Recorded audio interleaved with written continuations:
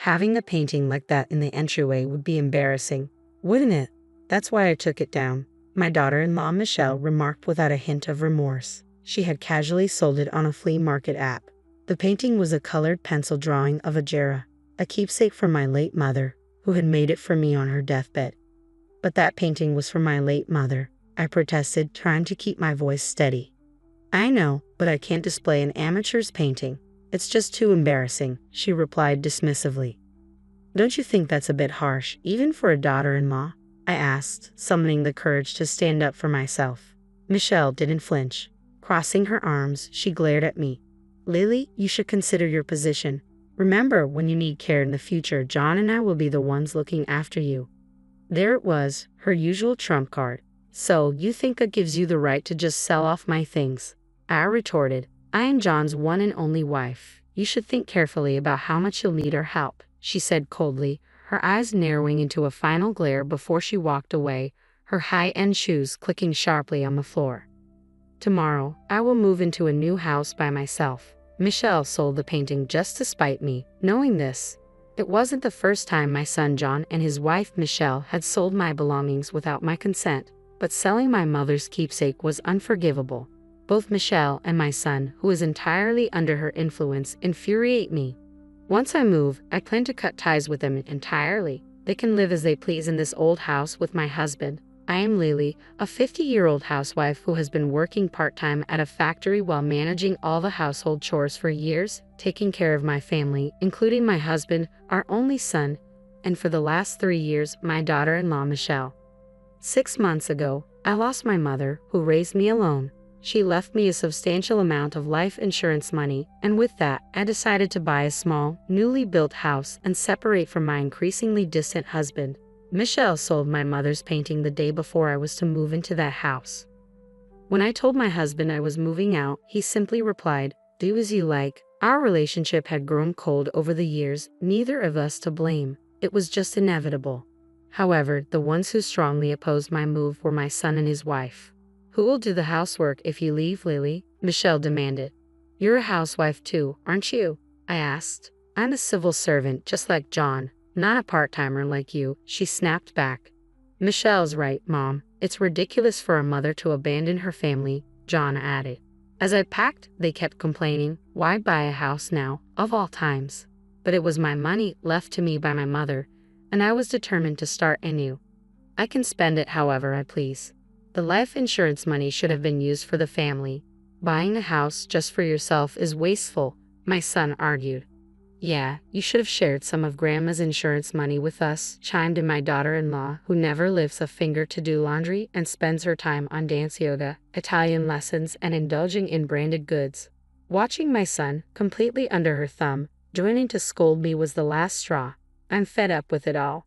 On the night of the move, my friend Emma, who lives near my new place, invited me over. "Let's have dinner together," she suggested. "My husband's out for a drinking party, so it's the perfect time." "Thank you. I haven't even unpacked my dishes yet," I replied gratefully. Emma's house is an impressive single-family home. She and her husband built it large because they love dogs and wanted to keep big breeds. Currently, 3 Dobermans were lounging quietly in the living room. While eating the hamburgers Emma had prepared, I shared my frustrations about John and Michelle with her. "What's with that, daughter-in-law? And sorry to say, but your son sounds pitiful," Emma remarked. "John has always been a bit timid, but now he's completely under his wife's control. It's frustrating," I admitted. A large dog approached me, seemingly sensing my distress, and curled up at my feet. Among the 3 Dobermans, it was the female named Daisy. "Daisy is much kinder than my own son," I mused. "My dogs are all smart and well-behaved. I used to be a dog trainer, you know," Emma said, smiling. Emma is highly skilled in handling dogs. Despite their size and intimidating appearance, they are gentle and intelligent.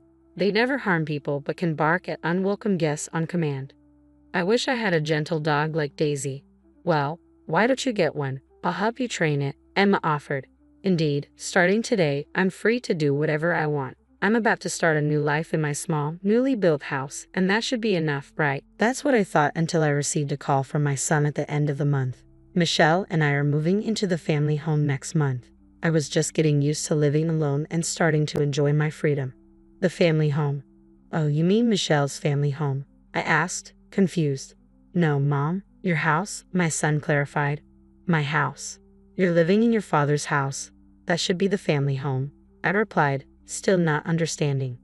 Michelle and I talked about it, and we decided that a family home really means the mother's house, not the father's. So, we've decided to move into your house, he explained. That's not possible. My house is too small. There's no space for 3 people to live, I protested, hoping it was some kind of joke. The thought of being bossed around and burdened with all the housework by John and Michelle again was unbearable. But there's at least one room to sleep in, right? You can sleep in a corner of the living room and we'll use that room, he suggested. Don't be ridiculous. Absolutely not. Me, sleep in a corner of the living room? The very idea made my blood boil. Even if you say no, we're moving in, I'll start by sending some boxes by courier. I'll refuse to accept them, I countered. Yeah, I'll figure something out. Anyway, we're moving in, so just be ready, John said, abruptly hanging up the phone. I couldn't believe it. I didn't want this, and I couldn't allow it to happen. The next day, I went to a family restaurant with Emma. I desperately needed someone to talk to. Sorry to say, but they are the worst kind of son and daughter-in-law, Emma said, sipping her cafe latte in disbelief. You absolutely must not accept this. You need to firmly refuse. But knowing those two, they might just hire movers and start bringing in furniture, I worried. I just didn't know what to do. I took a sip of my jasmine tea, hoping to wash away my pathetic feelings, but even my favorite tea tasted incredibly bitter. Yeah, it would be hard to refuse if movers brought everything. It could even lead to trouble. I need to find a way to make them realize they can't come to my house. I want to teach them a lesson for their rotten attitudes. Maybe we could enlist the help of my pets, Emma suggested. Your pets? I asked, intrigued. Her pets were Max, Duke, and Daisy, her 3 Dobermans. My pets can bark and growl on command. They can put on quite a show. Maybe they could scare them off. True, John has been afraid of dogs since he was a child, I recalled. Living with a son and daughter-in-law who would sell your mother's keepsake is tough. Let's think of something. Yes, thank you, Emma. Talking with her had lightened my heart a little. However, when I got home, I realized that my son and his wife were serious. There were 2 large cardboard boxes piled up in front of the entrance. John and my belongings. As he said you would refuse delivery, we brought them ourselves. We'll definitely be moving in next month, so please put them in the house. Michelle. Reading the note attached to the boxes, I felt disheartened. Reluctantly, I brought the boxes inside and opened them to find various personal items of my son and his wife. John's watch and leather jacket, Michelle's high-end brand bags, clothes, and shoes. They deliberately left expensive items that I would hesitate to throw away. Their tactics were just too underhanded. Between selling my mother's painting and now this, what do they think of me? Maybe we could enlist the help of my pets. Emma's words from the family restaurant echoed in my head ever since I settled into my new home. I've occasionally joined Emma and her dogs for walks. She invites me along for a change of scenery, and I'm truly grateful for her friendship. Why not just sell their belongings? Your daughter-in-law does it, right? Emma suggested. That's true. She even sold the painting my mother left me, I replied, holding the leash of Max, the male Doberman, who looked up at me with kind eyes. Still, why are your son and daughter-in-law so eager to live with you, Lily? They're both civil servants and financially stable. They should be able to live on their own, Emma wondered. They don't want to do housework, especially Michelle. She's always busy with her hobbies, going out and watching fashion and makeup videos. So, you've been doing all the housework alone until now? Yes, my husband never does anything. John is often busy with overtime and business trips, and Michelle, well, you know, I explained. I remembered an overheard conversation between my son and his wife on the day I announced I was leaving the house. Who will do the housework if Lily leaves? John had asked. Well, that would be you. No way, absolutely not. We'll be in trouble if we can't make her do everything, Michelle had replied. Emma sighed in disbelief as I recounted this. A week later, my phone was flooded with calls from Michelle. After dozens of calls, I reluctantly answered, Is your new place a small house? Yes, it is. I've told you that before. John said he saw you walking with 3 big dogs. He was wondering if you could really keep 3 dogs in such a small house. That's when it clicked. Michelle must be afraid of dogs. Some people have a fear of dogs, and John is one of them. They must have been too preoccupied with the dogs to notice Emma with me. I've told you it's a small house. If you're worried, why don't you come and see? We will. Yes, we want to check the inside of the house too. Michelle's voice sounded a bit relieved, as if she concluded there were no dogs. Anyway, we'll come this Sunday at 10:00 a.m. She quickly hung up. I couldn't help but let out a quiet yes under my breath. The counterattack had begun. On Sunday, as expected, John and Michelle arrived at my house. You actually came, I greeted them. We said we would. Let's go in, John replied. Really, Mom, it's all because you whimsically bought a house that we're dealing with this hassle, Michelle added, grumbling as they took off their shoes and entered the house. Exactly, he should have just quietly continued doing the housework as before. But this is perfect. I smirked internally as I opened the living room door. Whoa! In the next moment, my son and his wife screamed in unison. There, sitting in the living room, were two male Dobermans, Max and Duke. No way, Mom. These dogs. These are my dogs. Aren't they cute? I got them from Emma, a dog trainer who's sitting over there. Emma, who was sitting on the sofa, stood up and smiled warmly. They're well trained and very sweet. Max, Duke, would you greet our guests? The two dogs barked once in unison. No way, Michelle exclaimed, clearly terrified. Overwhelmed by fear, she sat down, clutching her head, revealing her strong aversion to dogs. Oh, these dogs are adorable. Don't worry, Emma reassured. Max, Duke, go play. At her command, the two dogs ran toward John and Michelle, their tails wagging eagerly. Stop. No, I'm scared. Michelle shook her head, trembling. Max was only trying to invite her to play, but Michelle couldn't understand that. I'm scared of dogs, she cried, her face becoming a mess of tears and runny nose. If you're going to live here, you'll need to get along with these dogs, I said calmly. Michelle's meticulously applied makeup, researched from YouTube, was ruined. Mascara running, eyeshadow glitter smeared down her cheeks, high-end foundation streaked with tears and snot. How would she face the ride home on the train looking like this? Mom, do something.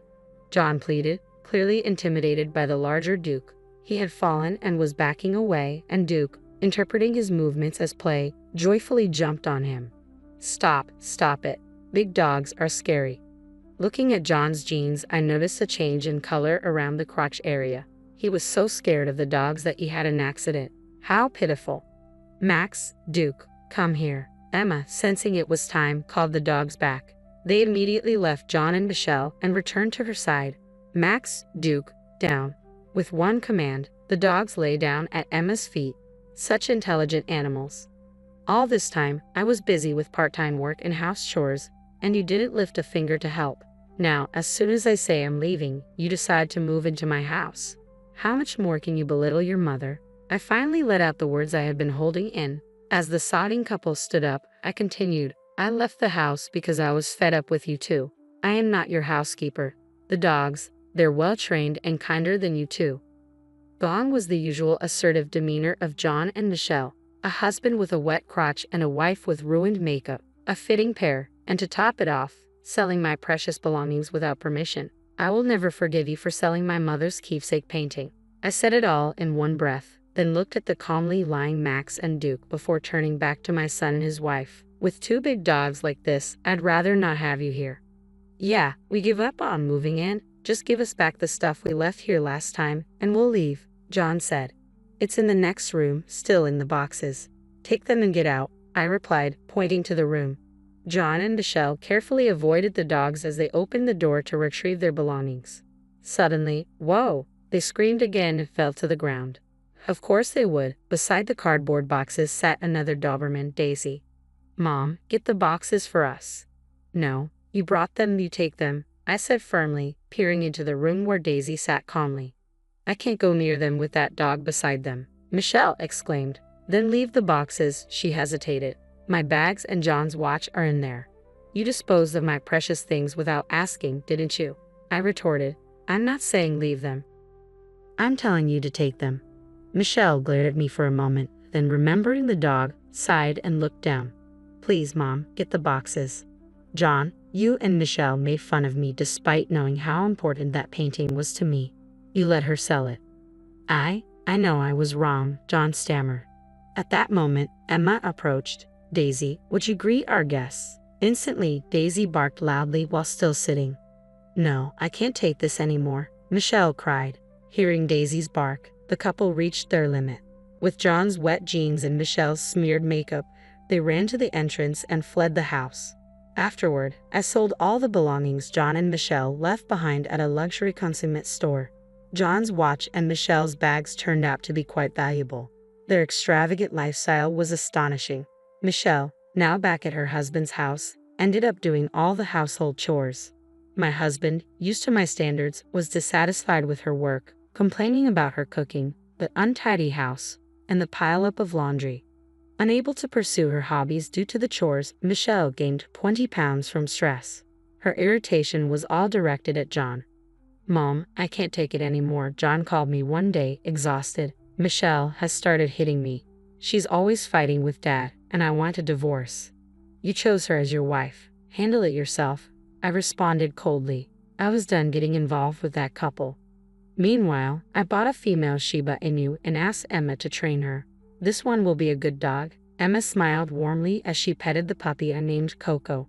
Really, it's all thanks to you, Emma. I'm sorry for making your dogs play such roles.